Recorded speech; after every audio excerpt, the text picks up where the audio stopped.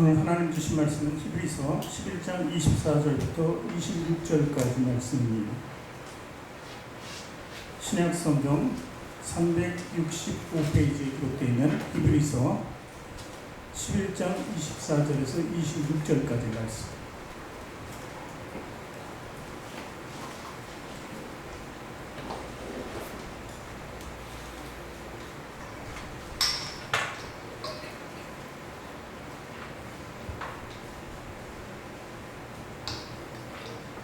우리 찾으셨으면 한 목소리로 같이 봉독하겠습니다. 이름으로 모세는 장성하여 바로의 공주의 아들이라 칭함받기를 거절하고 도리어 하나님의 백성과 함께 고난받기를 잠시 죄악의 낙을 누리는 것보다 더 좋아하고 그리스도를 위하여 받는 수모를 애굽의 모든 부하보다 더 큰 재물로 여겼으니 이는 상 주심을 바라봅니다. 아멘. 두 손을 가슴에 얹고 저를 따라 고백하시기 바랍니다.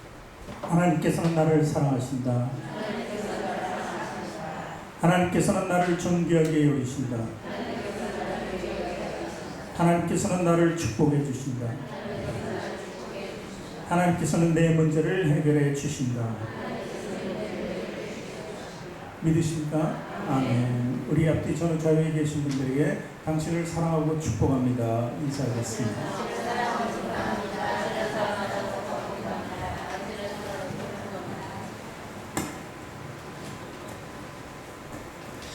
오늘은 모처럼 히브리서를 가지고 은혜의 말씀을 나누려고 합니다. 히브리서는 이렇게 신약의 말씀, 복음서나 다른 서신들과 비교해서 좀 독특한 면을 가지고 있습니다. 발신자가 딱히 누군지 모르겠고 수신자가 딱히 또 누군지 모르는 그런 편지라고 볼 수 있습니다. 그런데 우리가 모든 편지를 우리 썼든 베드로가 썼든 누가가 썼든 모든 것을 썼든 간에 쓴 분은 누구예요? 하나님이시죠. 그리고 읽는 독자는 누구한테 그들이 보냈든 간에 독자는 누구에게? 모든 인류를 향한 말씀입니다. 특히 믿음의 사람들에게 주어지는 놀라운 은혜의 말씀이라는 것입니다.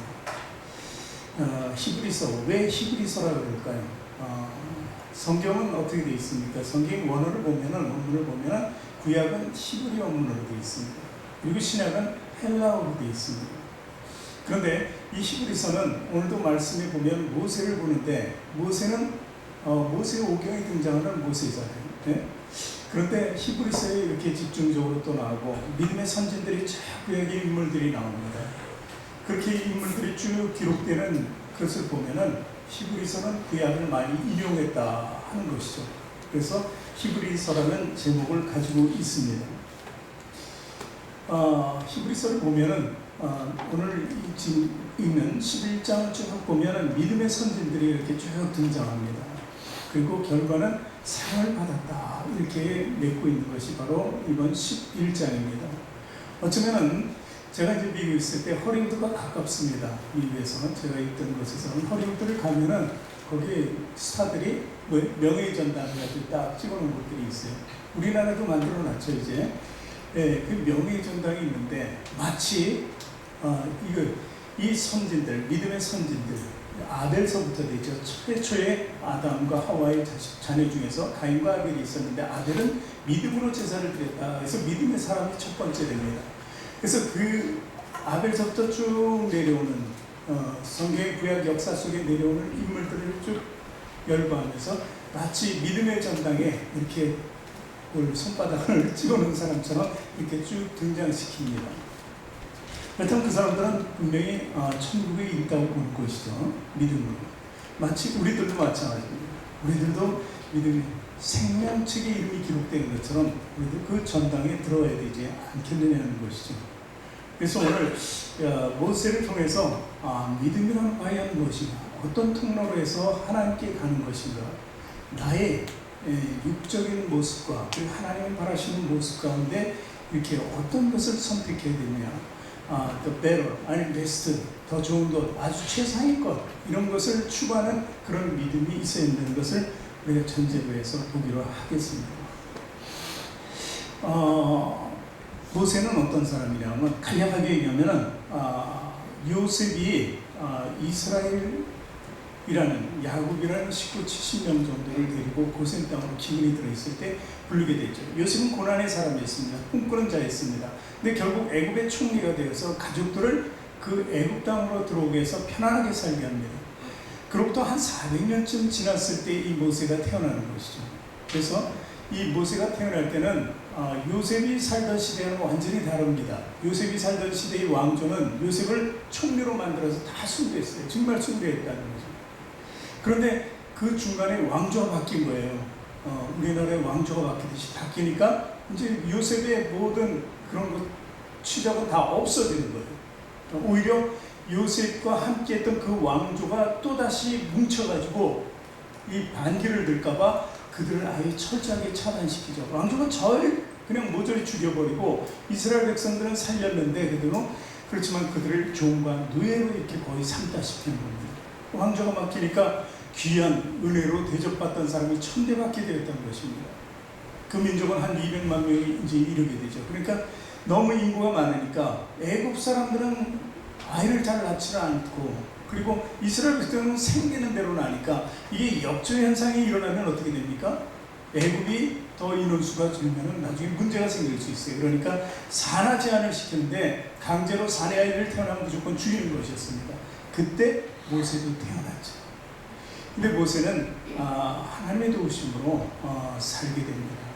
그것도 그냥 사는 것이 아니라 바로라는 왕의 딸, 공주의 은혜는 아니죠. 공주가 그를 살려서 왕궁에서 키우게 되죠.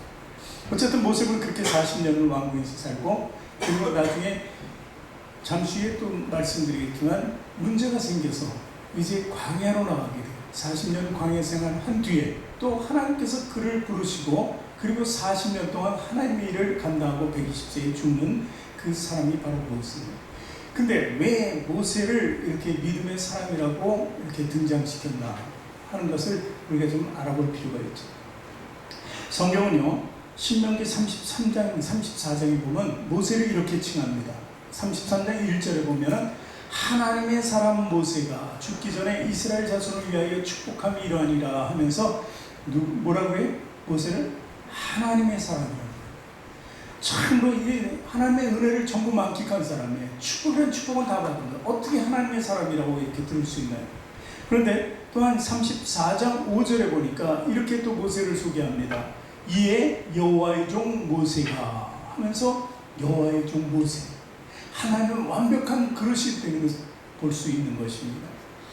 그리고 또한 34장 10절에 보니까 그 후에는 이스라엘에 모세와 같은 선지자가 일어나지 못하였나니 모세는 여호와께서 대면하시던 자요. 자, 선지자라는 것도 좋은데 어떤 사람이라고요? 여호와께서 같이 마주보고 있었다. 여호와는 거룩하신 분입니다. 하나님. 그런데 거룩한 모습을 가지고 사랑을 받다는 것은 굉장한 일입니다. 그렇지 않습니까? 근데 모세는 여호와를 대면했다. 사실 호렙산에서 불렀을 때 거기서 하나님을 만나기도 했죠. 그리고 기도를 할 때마다, 부르짖을 때마다 하나님께서 만나주신 우리 모세를 우리는 알 수 있습니다. 출애굽기 여정을 통해서 하나님을 만난 순간순간들이 기록되어 있는 것을 우리가 알 수 있지 않습니까? 그뿐만이 아닙니다. 신명기 34장 11절 12절을 우리 같이 한번 읽습니다. 여호와께서 그를 애굽 땅에 보내사 바로와 그의 모든 신하와 그의 온 땅의 모든 이적과 기사와 12절 모든 큰 권능과 위엄을 행하게 하시네 온 이스라엘 목전에서 그것을 행한 자더라. 무엇을 행했다고요? 여호와의 이적과 기사와 권능과 위엄을 나타낸다. 그러니 얼마나 정말 하나님의 영광을 입고 살았던 자인가 이렇게 볼 수 있습니다. 그리고 신약시대에 와서, 예수님 시대에 와서 예수님 공생의 사역 중에 이 모세와 예수님과 엘리야가 만나는 순간이 있습니다. 그 변화산에서 기도할 때 보니까 우리가 말씀으로 읽기를 원합니다. 누가복음 9장 28절부터 30절까지 이 말씀을 하신 후 8일쯤 되어 예수께서 베드로와 요한과 야고보를 데리고 기도하시러 산에 올라가사 기도하실 때 용모가 변화되고 그 옷이 휘어져 광채가 나더라. 문득 두 사람이 예수와 함께 말하니 이는 모세와 엘리야더라. 예수님은 하나님의 아들이시다. 근데 그분이 만났던 사람이 누구라고요? 모세와 엘리야. 이 모세는 이처럼요, 예수님과도 우리가 어떻게 보면은 왕 중에 왕이신 분인데 그분과 이렇게 친하게 대면해서 대화하는 모습을 볼 수 있는 거예요. 그래서 모세가 입은 영광은 굉장히 크다고 볼 수 있는 것입니다. 이런 모세의 삶의 비밀은 그럼 무엇인가? 이 모세는 정말 사람 중에서 위대한 사람입니다. 위대한 삶의 비밀은 무엇인가 하는 것이죠. 그것이 바로 오늘 말씀 속에 기록되어 있습니다. 오늘 말씀 첫 절 보니까 믿음으로 모세는 장성했다 하면서 믿음을 얘기하고 있어요. 믿음으로. 그러면서 24절, 25절, 26절에 세 가지 행위, 단어로서 기록되는데 24절에는 뭔가 거절했다는 거예요. 25절에는 무엇을 더 좋아했다. 그리고 26절에는 여겼다, 이런 단어가 있습니다. 이 세 단어가 모세를 위대한 사람으로 만들었다고 볼 수 있는 것입니다. 그래서 오늘 그 한 절 한 절 말씀을 가지고 같이 은혜를 나누기를 원합니다. 첫 번째, 거절했다는 것이죠. 거절. 무엇을 거절했을까요? 명예를 거절했다는 것입니다. 땅에 주어진 명예, 땅에서 최고의 권세를 누릴 수 있는 명예를 거절했어요. 그리고 자기가 취한 것은 무엇을 취했어요? 고난 중에 받는 하나님의 나라의 명예를 구한 것입니다. 이것이 모세의 위대한 볼 수 있는 믿음이다. 자, 모세는 이제 다시 어떤 사람과 간략하게 소개를 하기 원합니다. 이제 태어나는 사내 아이를 다 죽였잖아요. 근데 모세의 어머니 요게벳이라는 여인이 있었는데 그 여인은 자기 아들, 누구든 다 자기 아들의 생명을 존중히 여기겠죠. 그래서 3개월 동안 몰래 숨어서 길렀어요. 근데 더 이상 그렇게 기를 수가 없는 거예요. 누가 신고라도 하고 애기 우는 소리가 나고, 애굽의 병사들은 참 맨날 색출하러 다니는데 더 이상 숨길 수가 없어서 이 아이를 죽일 수는 없고 그냥 그 물가에, 수로라고 하죠. 하수라고 합니다. 수로에다가 갈대 상자를 엮어서 그 물에 들어가지 않도록 하고, 하여튼 최대한 살 수 있는 데까지 살게 하기 위해서, 그래서 마치 방주에 속에 들어있는 그 노아처럼 이렇게 만들어가지고 태워서 하수로 흘려보냈습니다. 그 아이가 얼마나 안타깝겠습니까? 근데 누나가 있었어요? 미리암이라고. 그때는 소녀였죠. 그 소녀 미리암이 어디로 흘러가는가 또 애타는 모습으로 쭉 따라가 봤습니다. 그랬더니 식계란 영화 본 사람은 알 거예요. 성경 읽은 사람도 마찬가지지만. 그랬더니 바로라는 그 바로가 누구예요? 애굽의 왕을 바로라고 합니다. 예를 들어서 로마의 왕은 가이사라고 그러고, 가이사 이렇게 이제 황제라는 칭호제 이제 이름이 아니라, 근데 그 바로 왕의 딸 공주가 거기서 유흥을 즐기려고 나왔다가 보니까 그 갈대상자가 지나가는 거예요. 그래서 저게 뭔가 가져와보라고 열어봤더니 참으로 아름다운 모습을 가진 아이가 있는 거예요. 그래서 이 아이를, 내가 태중에 애도 없고 애가 생산되지 않은 이 아이를 자기 아들로 삼아야 되겠다고 공중에 데려갑니다. 자, 이 공주는 아주 특별한 사람이었어요. 그냥 왕이 있고 왕의 아들도 많고 딸들도 많은 중에 공주가 아니라 당시 그 애국 왕조에서 가장 유력한 왕이 있었단 말이에요. 왕 중에서 그 왕, 그러니까 이 왕들끼리 결혼해, 거의 왕의 수준에서 자기네들끼리 귀족끼리 결혼하는 것 같죠. 결혼을 해서 낳은 무남동녀 외동딸이에요. 모든 정권을 치리하던 왕의 무남동녀 외동딸이에요. 그러니까 그 딸 외에는 아들도 없었단 말이죠, 그 당시에. 그러니 그 공주의 말을 다 들을 수밖에 없었어요. 그렇죠? 그러니까 공주가 왕이나 다름없었어요. 왕 아들만 없었지 공주를 왕으로 세우고 싶은 마음도 있었을 거예요. 그러니까 어쩌면 그 정권에서 람세스 2세라는 모세와 같이 자란 형제는 다른 데에서 나오는 사람이에요. 그러니까 어쩌면 계속 있었으면 모세가 왕자를 두고 서로 다툴 수도 있는 그런 정도의 권력을 가진 공주의 아들이 된 거예요. 양자가 된 거예요. 그 이름이 하셉슈트라고 합니다. 그 이름은 이제 공주 이름이에요. 그래서 공주가 데려다 기르죠. 그랬을 때 이제 젖먹이니까 젖을 먹여야 되는데 미리암이라는 이 소녀가 따라가다 공주의 손에 넘겨진 것을 보고 가서 젖 먹일 유모가 필요하지 않으세요? 내가 소개할게요. 그러더니 누굴 소개해? 자기 어머니, 모세의 어머니를 소개해서 모세가 어머니가 돈까지 받아가면서 자기 아이를 공주에서 길렀다는 거예요. 이런 모세입니다. 이 모세는 이렇게 40대가 될 때까지 정말 왕자로서 자랐어요. 아주 튼튼한 기반 위에서 자랐습니다. 그러니 명예는 다 가질 수 있었습니다. 그렇지 않습니까? 세상에 누릴 수 있는 건 모든 것을 가질 수 있었던 사람입니다. 그런데 오늘 거절했다는 이야기가 나옵니다. 이 거절이라는 것은 어떤 거절이냐? 자기의 흐르는 피가 모세가 히브리 사람이라는 것을 알았습니다. 알았어요. 그 마음이 있었어요. 하나님께서 그 마음을 주셨습니다. 어느 날 히브리 사람들이 중노동하는 모습을 봅니다. 참으로 안타깝습니다. 자기 동족인데 어떤 사람들은 가서 감시하면서 매를 치고 어떤 사람들은 또 다슴을 받으면서 저 중노동을 하고 있는 거예요. 그런 안타까운 불쌍히 여기는 마음이 안에 있었습니다. 그때 애굽인이 이스라엘 백성들 히브리 사람을 치는 것을 보고 그 분노한 나머지 그 애굽인을 쳐 죽이죠. 쳐 죽였어요. 의로운 행위라고 볼 수 있죠. 몰래 숨겨놨습니다. 죽이고. 그런데 나중에 이제 그 히브리 사람들이 일하는데 막 다투고 있으니까 너희들 왜 다투냐, 이렇게 힘든 일 하면서 왜 다투냐고 좀 그들에게 책망했는데 왜 우리 일에 네가 간섭하냐, 너는 애굽 사람 아니냐 막 따지면서 그 애굽인을 죽인 것을 고발해 버립니다. 그러니까 결국 모세는 애굽 사람을 죽인 죄로 이제 추방당하게 됩니다. 그래서 40년 광야 생활에 들어가게 되죠. 어쩌면은 요셉이 아니라 모세는 그렇게 할 필요가 없었습니다. 자기가 애굽 사람 위치에서 마음대로 다스리고 그냥 방관했으면 돼요. 그리고 간섭하지 않아도 됐어요.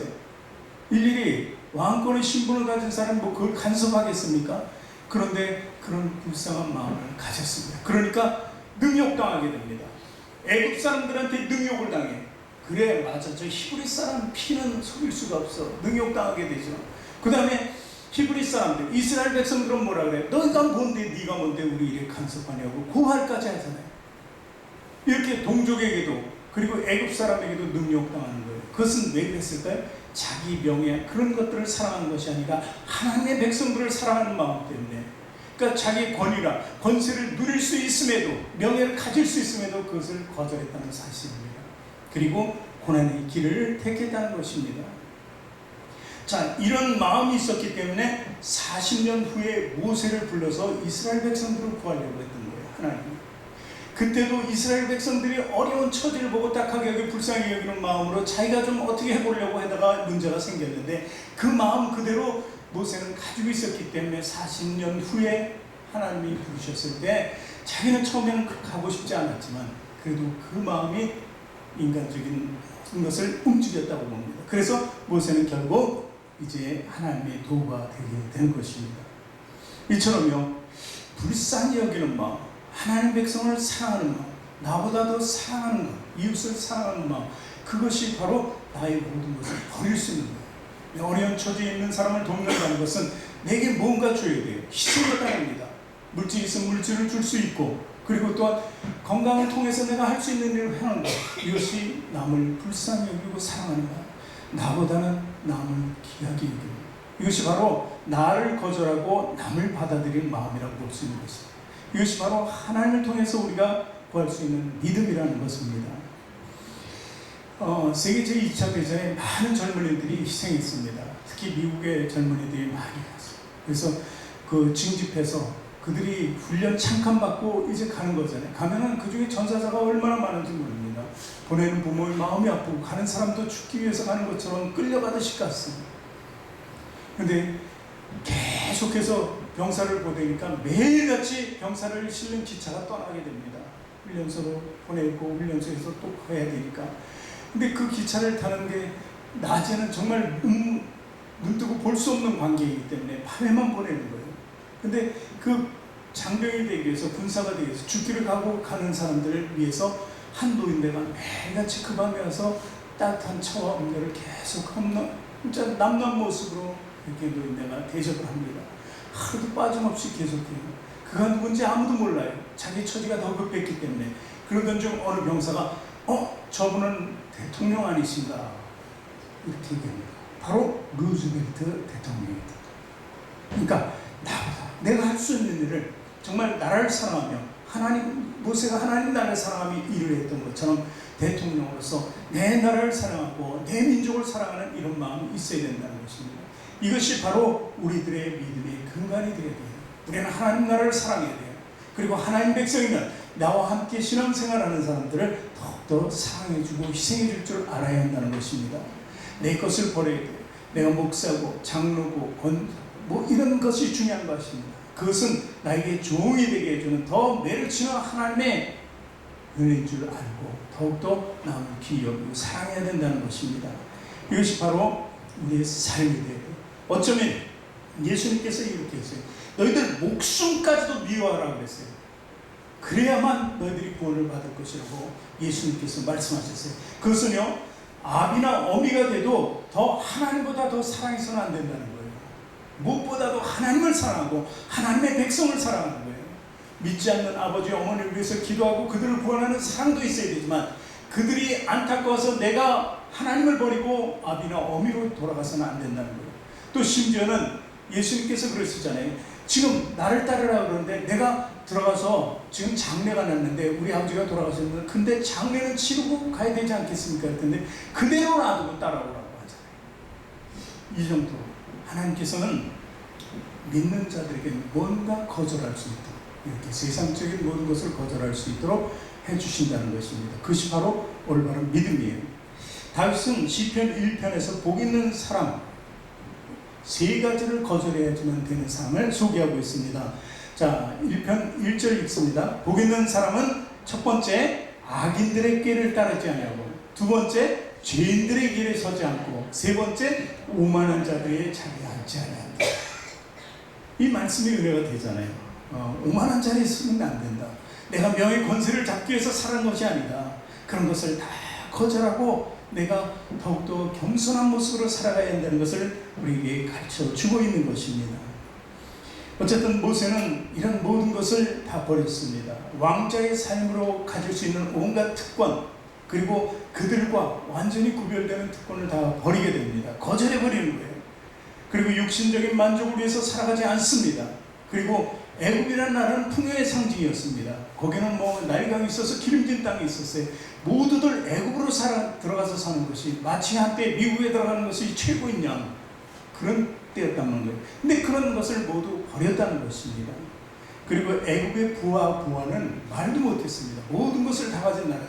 그것을 왕권을 가지면 다 가질 수 있었지만 모든 것을 포기했다는 거예요. 누릴 만한 것 포기하는 거예요. 바로의 딸 공주의 제일 권력자인 공주의 아들도 버렸다는 것입니다. 세상의 것들은 다 버리길 원했던 이 모세를 보면서 우리는 모세가 그럼 과연 무엇을 추구했는가? 그것은 하늘의 명예를 구했다는 거예요. 하늘의 명예. 하나님의 도구, 어떻게 쓰시든 간에 하나님의 도구가 되기를 원했고 의로운 삶을 살기를 원했고 그리고 사람들을 위해서 희생할 줄 아는 그 사랑을 가졌던 삶이라는 거예요. 그러니까 한 가지 자기 명예를 버리고 하나님의 명예를 지어라. 그것이 바로 하나님께 주시는 상급이라는 것을 기억하시기 바랍니다. 두 번째는 더 좋아했다. 더 좋아했다. 우리가 무슨 취미로 가지고 있어도 1순위, 2순위, 3순위가 있잖아요. 내가 제일 좋아하는 것부터예요. 그게 여건이 안 되면 두 번째 이렇게 더 좋아하는 것을 하게 됩니다. 근데 그것은 쾌락적인 도구로 해서 더 좋아하는 것이죠. 이것이 사실 육신적인 것이 추구하는 삶입니다. 그런데 오늘 모세는 과연 무엇을 더 좋아했나? 이것은 바로 고난을 더 좋아했다는 거예요. 히브리서 11장 25절 같이 읽습니다. 도리어 하나님의 백성과 함께 고난받기를 잠시 죄악의 낙을 누리는 것보다 더 좋아하고 죄악의 낙보다 어떻게 하나님의 백성과 함께 고난받기를 구했다는 것입니다. 이것이 바로 올바른 믿음이라는 것입니다. 어쩌면 거절했다는 것은 첫 번째 대지에서 거절했다는 것은 두 번째 대지에 자연적으로 연결되죠. 선택하기 때문에 어떤 것을 선택해야 되기 때문에 어떤 것을 버렸다 이렇게 볼 수 있는 것입니다. 어쨌든 모세는 이렇게 간단하게 얘기해서 디모데전서 5장 6절을 보니까 바울이 이런 말씀을 기록했어요. 향락을 좋아하는 자는 살았으나 사는 것 같지만 죽었다 이렇게 기록하고 있어요. 그러니까 모세는 이 죽은 사람이 산 사람이에요. 산 사람이 되기로 하는 거예요. 그 육신과 함께 그 쾌락과 명예와 부를 따르다가 그리고 향락을 쫓다가 그의 인생 그 자기의 목숨을 다하는 데가 즐겁게 사는 것이 아니라 영원히 살기 위해서 그것을 다 포기하고 죽었다는 것입니다. 죄에 대해서 죽고 의에 대해서 살았다는 이야기입니다. 이것이 바로 믿음의 본인 것입니다.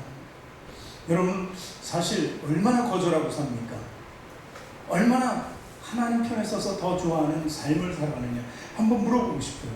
요즘에는요, 시험 때 되면요, 중고등부 학생들이 거의 안 나온다고 해요. 우리는 없으니까 뭐 나오나 질 수도 없지만, 대개 시험 때 되면 아이들이 교회는 전부 다 빠져요. 빠지는 이유가 아주 굉장히 정당화되어 있어요. 왜냐하면 공부해야 되니까, 시험 때문에. 이것이 바로 온상화됐어요. 소위 믿는다고 하는 권사님이나 장로님이나 목사님까지도 다 아들이 공부해야 되니까, 아들이 시험 봐야 되니까, 교회 예배, 오늘 예배는 주셔라, 하나님께서 이해하실 거다, 이렇게 합리화시키고 있다는 것입니다. 이것이 뭘 거절입니까? 아니잖아요.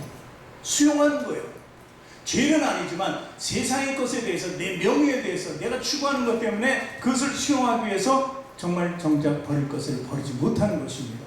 집안일 때문에, 중요한 만남 때문에, 사업상, 이런 것들이 모두 우리 믿음의 발목을 잡는다는 사실을 알아야 됩니다. 우리가 영성훈련을 하잖아요. 영성훈련에 은혜의 동산이라는 프로그램이 있습니다. 광주에서 많이 했는데, 거기에 어떤 장로님이 오셔서 은혜를 크게 받았어요. 그래가지고 3억을 딱 내놨습니다. 앞으로 영성훈련 할 때 이 3억을 소중하게 사용해 주십시오. 그리고 3억을 내놨어요. 그러니까 3억 가지고 키르기즈스탄, 필리핀 막 이런 곳에 와서 선교사님들 대상으로 돈 안 받고 전부 다 그 돈으로 해서 했어요. 얼마나 감사한지요. 그렇지 않겠습니까? 얼마나 그 장로는 훌륭합니까? 그 3억을 내는데, 자기가 3천억쯤 있어서 3억, 300억쯤 있어서 3억이 아니에요. 사업을 하면서 여러 가지 어려움도 있는데 내놓은 거예요. 참으로 감사한 일이에요. 그런데 그분이 이제 신앙적으로 이제 점점 더 이 물질 추구하면서 물질로서 신앙을 승부하려고 하다 보니까, 왕성교회에 있는데 거기가, 그 교회에서 목사님과 부딪힙니다. 자기 뜻이 안 맞으면 그냥 나와버려요. 내가 이만큼 헌금하니까 그래도 나는 잡겠지. 근데 안 잡거든요. 그러니까 다른 교회로 옮겼어요. 그 교회가 지금 굉장히 잘 나가는 교회인데, 그 교회로 옮겨서 거기서 신앙생활 하는데 주일날 대표 기도가 있었어요. 근데 그때 중국에서 미팅이 있는 거예요. 사업상. 건설회사, 건설협회 회장도 하신 분입니다. 그러니까 이 두 개를 놓고 중국에 갔다 와야 되겠어요. 왜냐하면 내가 큰 사업을 또 해서 하나님께 더 심기 위해서는 나를 좀 바꿔주고, 내가 그곳에서 좀 그 사람과 만나서 좀 경제적인 것을 도움을 많이 받아야 되겠습니다 하고 이제 사업차 나왔습니다. 나갔는데 그게 세해된 교회예요. 지금 송항선 목사님이에요. 근데 나갔는데 그날 예배 시간에 그분이 그 사업상 만난 사람과 골프 치다가 거기서 뇌졸중으로 쓰러졌어요. 근데 거기서 병원까지가 멀기 때문에 누구도 이렇게 해줄 사람이, 케어할 사람이 없으니까 그냥 죽어버렸어요. 그때 수광성 목사님이 그거를 아주 그냥 설교 때 얘기를 해버린 거예요. 그래서 주일날 빠지지 말고 주일날은 철저하게 지키라고 이렇게 말씀하셨다고 해요. 바로 그런 거죠. 어떻게 보면 그게 벌을 받았다고 생각하지 않아요. 왜냐라고 생각했으면 저도 좋겠어요. 왜냐하면 훌륭한 일도 많이 했으니까. 그런데 모든 것을 드러내고 자기 뜻대로 해야 되는 교만함이 들어가고 오만함이 들어가는 거예요. 그러니까 예배의 치중이 아니라 삶의 치중, 자기의 명예와 권세의 치중, 누구든지 알아줘야 돼요. 지오지라는 영성훈련 프로그램을 통해서 강사로 나오면 자기가 심어놓은 것만 쭉 얘기하고 들어가요. 그래서 내가 저분은 강의할 자격이 없다 그래가지고 저분은 대치돼가지고 사이가 안 좋았는데, 어쨌든 이런 것이 우리에게 발목 잡히는 믿음의 함정이 된다는 사실입니다. 그래서 우리는 어떤 일을서 주일은 지키자. 그리고 주일날 교회에서 하는 일은 다 참여를 하자. 주일날은 원래 다 비워놓는 거잖아요. 2주 시대도 쉬고, 그리고 영업장들도 다 쉬잖아요. 쉬면은 그럼 왜 쉽니까? 하나님은 좀 하자는 거죠. 우리가 더 불쌍히 여길 수 있는 사람 여겨주고, 하나님께서 하나님 것 좀 해보고 싶다는 거죠. 그랬으면 좋겠어요. 그것이 바로 우리가 더 어떻게 좋아한다, 내가 더 나은 것으로 생각한다는 것이죠. 그것이 더 우리에게 있어서 믿음으로서는 배로 베스트, 최선의 삶, 최고의 삶이 될 수 있는 기준이 된다는 것입니다. 그러니까 두 번째 상급은 뭐예요? 죄에 따르는 낙을 버리고 의를 위해서 축복의 사랑으로 간다는 것입니다. 그것이 고난이 있더라도 의의 길을 가고자 하는 마음. 그래서 하나님이 의롭다고 칭의를 우리에게 부여해 주신 그런 삶을 살아야 하는 것이 두 번째 모세를 통해서 우리가 알 수 있는 삶이라는 것입니다. 세 번째 마지막으로는 여겼으니 하는 것입니다. 여겼으니에는 재물이 따르게 돼요. 세상의 재물들.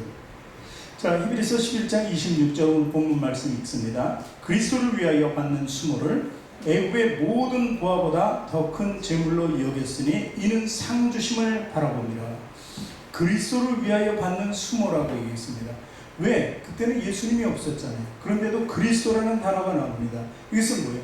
이 모든 구약의 인물이나 지금까지 모든 사람의 믿음의 선진이나 지금 믿음의 사람들이 다 그리스도를 위한 사람이다. 이렇게. 그래서 히브리서는 구약을 인용해서 이 많은 믿음의 선진들을 열거합니다. 그 이유는 뭐냐면 예수님과 비교해서 예수님이 더 우월하다는 것을 확실하게 나타내기 위해서 히브리서가 써진 거라는 거예요. 그러니까 오늘 말씀도 그리스도를 위하여라는 거예요. 그리스도를 위하여. 믿음은 분명한 가치관을 우리가 설정하는 것입니다. 모세는 그리스도를 위하여, 이 그리스도를 위하여 하면 조금 말이 안 맞는 것 같지만 모든 것이 초점이 그리스도를 위하여. 예수님은 태초에 계셨어요, 안 계셨어요? 계셨단 말이죠. 그러니까 우리의 구원을 위해서, 그러니까 백성들의 구원을 위해서 이렇게 번역할 수 있어요. 그래서 자기가 능욕받고 수모받는 모든 것을 어떻게? 자기의 귀한 것으로 여겼다는 거예요. 여겼다. 그래서 세상에서 가장 큰 나의 재물은 주님의 도구가 되어서 사용되는 거라고 이렇게 보는 것입니다. 우리도 마찬가지입니다. 우리도 하나님의 도구가 되기를 바라야 돼요. 세상에서 최고로 여기는 것이 과연 무엇일까 한번 우리는 돌아볼 수 있어야 된다는 거예요. 그래서 때로는 교회를 위해서 신앙생활하다가 능욕받을 때가 있어요. 믿지 않는 사람들에게, 아니 믿는 동료들에게도 능욕받을 때가 있어요. 우리가 누가 상처를 준다고 해서 상처 때문에 나 교회 안 나가, 이렇게 하면은 안 돼. 그 상처가 왜 나에게 다가왔는가, 내가 한번 돌아보고 그 상처에 대해서 깊이 생각하고 내가 기도하고, 그 상처는 다른 사람이 나에게 준 것이 아니라 내 안에 있었던 것을 발견하게 했다는 것을 깨달아야 돼요. 그래서 나를 고쳐야 돼요. 나를 다시 한번 새롭게 변화시키고 나아가야 돼요. 누군가 나에게 잘못된 일을 질책을 했을 때는 그것은 나의 믿음을 온전케 하는 방법을 하나님께서 저를 통해서 나에게 주신 거라는 거예요. 그것을 깨달아야 돼요. 그 사람을 비판하고 그 사람 예를 들어서 지눈에 들보는 못 보고 이런 식으로 나오면요, 안 되는 거예요. 그것은 잘못된 신앙생활이에요. 하나님께서 그 사람을 사용하셔서 나를 변화시킨다, 이렇게 보는 거예요. 그것이 아주 고맙게 얘기해요. 축복으로 여기는 그런 삶을 살아야 된다는 거예요. 그래서 아무리 모든 수모가 있고 능력이 있어도 참을 줄 알아야 돼요. 인내하고 견딜 줄 알아야 돼요. 제가 서두에 얘기했듯이 모세는 그냥 애굽 사람들한테도 능욕당하고 자기 동족에게도 능욕당했잖아요. 그래서 결국 애굽 사람들하고도 못 있고 자기 동족하고도 못 있고 어디로 갔어요? 미디안 땅으로 40년 광야 생활했잖아요. 그러나 하나님께서 그렇게 능욕과 수모를 당했지만 다시 불러서 귀하게 쓰는 그릇으로 만드는 거죠. 바로 우리 모습이 그렇게 되어야 돼요.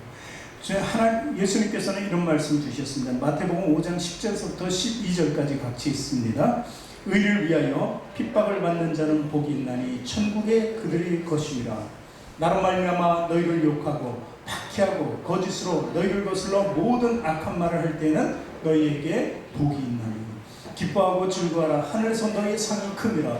너희 전에 있었던 선지자들도 이같이 박해하였느니라. 이런 말씀이 바로 하나님의 상급 때문에, 상급이 반드시 있다는 거예요. 모세는 믿음으로 바로의 공주의 아들이라는 칭함받는 것을 거절해버렸습니다. 그리고 믿음으로 자기 백성과 함께 하는 고난을 죄악의 낙을 누리는 것보다 더 좋아했습니다.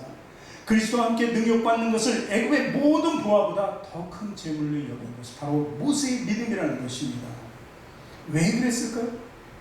오늘 말씀 마지막에 하늘의 상 주심을 믿고 바라보았다는 것입니다. 하늘나라에 있는 것이 보인 거예요. 다 보이니까 모든 것을 버릴 수 있었던 것입니다. 요한과 야고보, 베드로, 안드레, 이 사람들은 공통점이 있어요. 뭐가 공통점이에요? 어부예요. 어부. 어부에서 최대의 가치 있는 건 뭐예요? 최고의 가치는 배잖아요. 그 다음에 그물입니다. 그때는 뭐 기름 이런 거 기름으로 타는 배가 아니었습니까? 그런데 이 모든 것을 어떻게 버려두고 예수님을 따랐던 거예요. 그동안에 자기가 최고로 자기의 가치가 있었던 거지만, 소중했던 거지만 버릴 수 있었던 것입니다. 마태는 세리였어요. 그 안에 있으면 돈은 마음대로 벌 수 있었어요. 그런데 예수님이 따르라고 그러니까 그 세리관 딱 때려치고 그냥 쫓는 거예요. 이런 것이 바로 우리의 삶이 돼요. 믿음의 근간이 돼요. 그렇다고 예수님께서 그들을 버리셨습니까? 아니요. 그들이 오히려 예수님을 버렸어요. 그러나 예수님은 그들을 다시 찾으시고 하나님의 위대한 것으로 만들어주셨다는 사실입니다. 이것이 바로 우리가 본받을 자예요. 그들이 왜 그랬어요? 하늘의 상급을 취하기 위해서 모든 기득권을 포기했다는 사실입니다. 이런 삶이 저와 여러분에게 주어져야 한다는 사실입니다. 우리가 헌금을 하잖아요. 11조도 하고 감사문도 하고 성경문도 하잖아요. 참, 헌금을 보면 11조는 많이 하는 사람 많이 해요. 근데 정말 힘들고 못하는 분도 계세요. 적게 내는 분도 계세요. 근데 그럼 불공평하잖아요. 그러잖아요. 누구는 많이 내고 누구는 적게 내고 누구는 안 내고, 어떤 때는 밥은 점심 먹을 때 같이 먹으면 똑같이 먹는데 이게 불공평한 것 같죠? 아니에요. 하나는 공평하십니다. 하늘의 상급을 쌓는 거예요. 사람한테 쌓는 게 아니에요. 보이는 물질에서 쌓는 게 아니에요. 하늘나라에 쌓는 거예요. 왜냐하면 누군가 못하는 사람이 있으면 할 수 있는 사람이 하는 거예요. 그것이 바로 초대교회의 모습이잖아요. 그것이 우리 교회의 모습이에요. 그래서 헌금을 많이 해서 하늘에도 쌓고, 그리고 많은 사람들에게 나눠줄 수도 있는 거예요. 헌금을 적게 하는 사람은 기도하고 아버지 주님의 뜻을 더 잘하는 거예요. 그래서 더 열심히 분발하면 하나님께서 그 복을 채워주신다는 것입니다. 나는 못하니까, 나는 이러면서 정말 내성적인 사람은 그것 때문에 교회를 안 나오는 사람이 있어요. 그러지 말라는 거예요. 하나님께서는 다 이미 매겨진 상급이 있다는 거예요. 그리고 이 자리는 그 지체들이 모여서 나누는 곳이에요. 이 땅에서는 나누지만 하늘에서는 분명히 자기 것들이 다 기록되어 있다는 사실을 믿으시기 바랍니다. 그래서 저는 그래요. 많이 헌금을 내는 사람이나 적게 내는 사람이나 제 눈에는 똑같이 보여요. 그리고 더 내가 기도할 수 있는 모습을 아직 못하시는 분들을 위해서 계속 기도하는 거예요. 하나님, 다른 분들처럼 손을 낼 때 부끄럽지 않게 해달라고 이렇게 기도하는 거예요. 사실 저도 살을 안 받고 저도 헌금을 하잖아요. 우리 교회에서 헌금 많이 하는 사람 중에도 하나이거든요. 저도 내고 안 받아가요.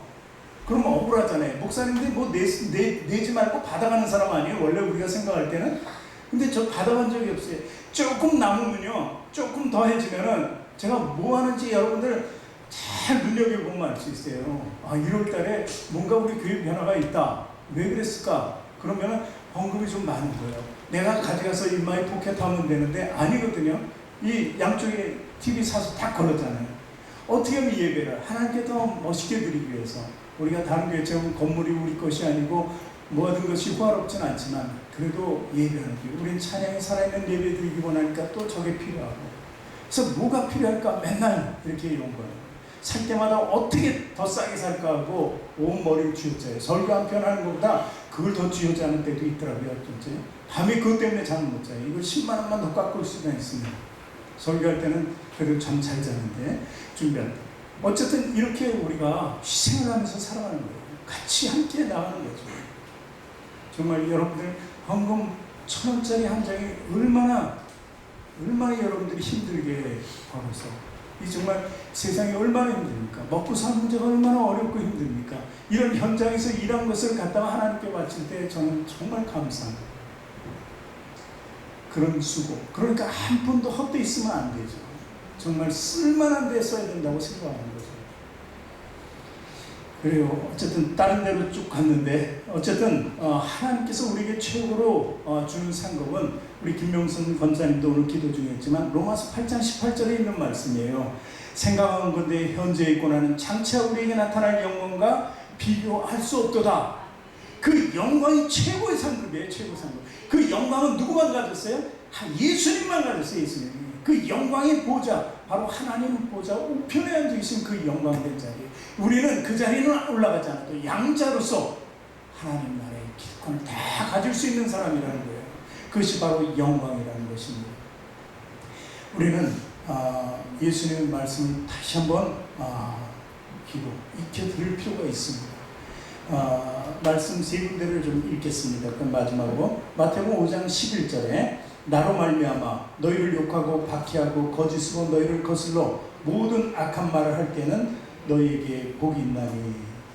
자, 구원을 얘기하는 거예요. 구원. 이런 상황 속에서도 견뎌낼 수 있는 믿음이죠. 그리고 마태복음 10장 41절 42절에 보니까 선지자의 이름으로 선지자를 영접하는 자는 선지자의 상을 받을 것이요 의인의 이름으로 의인을 영접하는 자는 의인의 상을 받을 것이요 또 누구든지 제자의 이름으로 이 작은 자 중에 하나에게 냉수 한 그릇이라도 주는 자는 내가 진실로 너희에게로니 그 사람이 결단코 상을 잃지 않을 것이다. 물 한 잔만 대접해도 하나님께 다른 것은 못해도 내 육신적인 헌신만 드리더라도 하나님께서는 그것을 다 갚아주신다는 거예요. 1,000,000원, 2,000,000원을 내는 것만 갚아주는 게 아니고 모든 것을 다 갚아주고 하나님 공의하는 공평하신 하나님이라는 것을 믿으시기 바랍니다. 매같이 가난한 자에게도 공평하시고 부유한 자에게도 공평하시다는 것을 잊어버리지 마시기 바랍니다.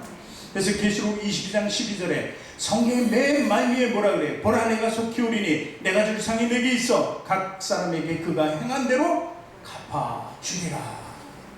분명히 결산을 올바르게 해주시겠다고 말씀하시는 것입니다. 그래서 우리가 가질 수 있는 최고의 가치는 믿음이에요. 믿음은 예수 그리스도를 우리 안에 모시는 거죠.